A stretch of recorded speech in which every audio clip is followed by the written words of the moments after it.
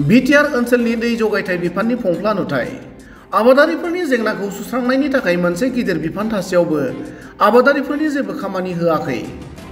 दैज्लां बोथोरनि समावबो देग्लाय अखा हायैनि जाउनाव दैनि आंखालजों आबाद फोथारा रानखावनायजों लोगोसे गोबां जायगायाव हाफोरा गावस्रानानै दं। बेबादिनो रौता ओनसोलनि गोबां गामिनि आबादारिफोरा दैनि आंखालनि थाखाय जोबोर जेंनानि मोगा-मोगि जानांदों, जायनि जाउनाव केबिनेट मन्त्रि अशोक सिंघाल आरो बिटिसिनि मावफुं सोद्रोमा दिगन्त बरुवानि हेंथायै ओनसोलनि आबादारिफोरा खुद्रिखाङो।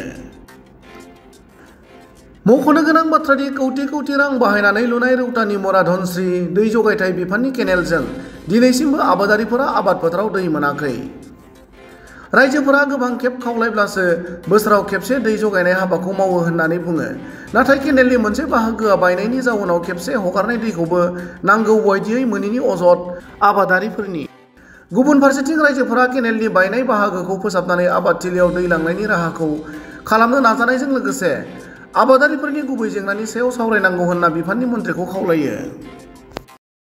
কেইদিনমান আগতে 1 সপ্তাহ 15 দিনমান আগতে আমাৰ 7খন গাঁৱৰ মানুহৰ পৰা খেতিয়কৰ পৰা 200, 300, 400 টকা উঠাই পালে জিচিবি দি আমি গোটেইখিনি কেলেন ইয়াৰ পৰা 3 কিলোমিটাৰ মান হ'ব আমি নিজে ৰাইজে চাফা কৰিছো। 30,000 টকা অলৰেডি গৈছে আৰু জিচিবি আলা 15,000 টকা পাব লগা আছে।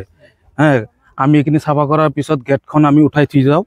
গেটখন মোহৰি মাৰি থৈছে, আমাক আৰু ফোন কৰি জনাই ইয়াতে কেলেনটো ভাঙিছে, সেইকাৰণে আমি মাৰি দিছোঁ, পানীটো নাযায় এইটো। কিন্তু সি কয় ভাঙিছে, আপোনালোকে অলপ গুৰুত্ব দিব লাগে, চাব লাগে।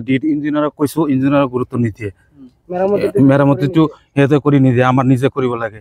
আমি জিচিবি দি এইখিনিৰ পৰা আমি চাফা কৰিছোঁ। এইখিনি সমস্যা আজি 10 বছৰমান এইটোৱে সমস্যা। আমি এইকেইটা ৰাইজে আমি ইয়াতে বান্ধি থাকোঁ 10 বছৰত।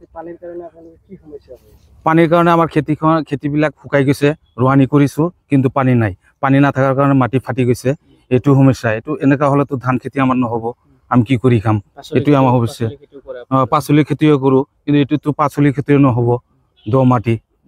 এইখিনি সমস্যা, বহুত সমস্যা। ইহঁতে তদন্ত লয়। আমি ওদালগুৰিলৈকে গৈছিলোঁ, তথাপি তদন্ত লোৱা নাই। ডিচি ছাৰকো জনাইছিলোঁ যোৱাবাৰ, তদন্ত কৰা নাই। যোৱাবাৰো আমি নিউজ কৰিছোঁ ইয়াতে, নিশ্চয় কিজানি আপোনালোকে আছিলেই, কিন্তু আজিলৈকে কোনো গুৰুত্বই দিয়া নাই চৰকাৰে, তদন্ত কৰা নাই। এই ওদালগুৰি সাব ডিভিজনৰ যোনটো মৰাধনস্ৰী কেনেল, এইটো কেনেলত আজি আমি প্ৰত্যেক বছৰে এইখিনি জায়গা আমি ৰাইজে প্ৰত্যেক বছৰে 3বাৰ 4বাৰকে বান্ধি থাকোঁ। বৰ্তমান আজি 20-22 দিন আগতে এইখিনিত বান্ধি গৈছোঁ আৰু জিচিবি দি আমি মোটামুটি 3 কিলোমিটাৰ 3 কিলোমিটাৰ জায়গা আমি জিচিবি দি 30-35 হাজাৰ টকা দি নিজে ৰাইজৰ পইচা দি 10 টকা 100 টকা 500 টকা চান্দা কৰি চাফা কৰিছোঁ। এইটো আমাৰ ৰাইজৰ পইচা। আকৌ ডং মাথাউৰিটো ভাঙিছে, এইটো মাথাউৰিটো আমি ৰাইজে বান্ধি আছোঁ। কোনো চৰকাৰে কোনো বিধি ব্যৱস্থা লোৱা নাই, আমাক পানী দিয়া নাই। আৰু আমাৰ ঢেকীয়াজুলি বোলে অশোক সিংহাল জলসিঞ্চন মন্ত্ৰী আছে, তেওঁ কোনো ব্যৱস্থা লোৱা নাই। ইৰিগেশ্যন ডিপাৰ্টমেণ্টেও কোনো ব্যৱস্থা লোৱা নাই। কিন্তু আমি ৰাইজৰ পথাৰত যে খেতি কৰিছোঁ, যোনে লগাইছে চব ধান মৰি আছে, কোনোবা কঠীয়া উঠাইছে, কঠীয়া মৰি আছে। এতিয়া আমাৰ পানী ক'ত পাইছোঁ? পানীটো পোৱা নাই। এতিয়া আমাৰ জলসিঞ্চন বিভাগে কি উপকাৰ কৰিছে?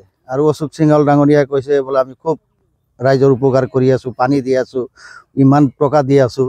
এতিয়া আমি এই চিদাখাৱা, হাতীগড়, মোটামুটি 8খন গাঁও, আমিনপাৰা, এইবিলাক গাঁৱত এখন চব মাটি শুকাই আছে, ধূলা উৰি আছে। এতিয়া আমাৰ চব্জি খেতি কৰিব লাগিব, ৰোৱানি নহ'ব এই বাৰিষা সময়ত, ওপৰত বৰষুণো নাই। ৰাইজে কিমান কাম কৰিব? চৰকাৰেতো কৈ থাকে বোলে আমি চব চাপ্লাই দি আছোঁ, চব উপকাৰ কৰি আছোঁ।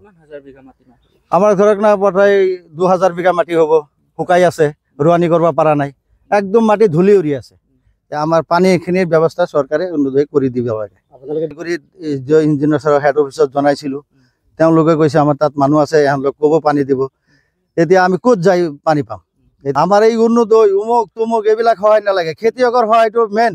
আমাৰ খেতিয়কৰ ফালে কোনো নাচায়, খেতিয়কৰ ফালে কোনো চৰকাৰ মন্ত্ৰী মিনিষ্টাৰ কোনো নাচায়। আমি এতিয়া কোনোবাই চিলু হুণ্ডাৰ দি পানী দি খেতি লগাই আছে, কিন্তু লগালে কি হ'ব? চব ধান মৰি গৈ আছে।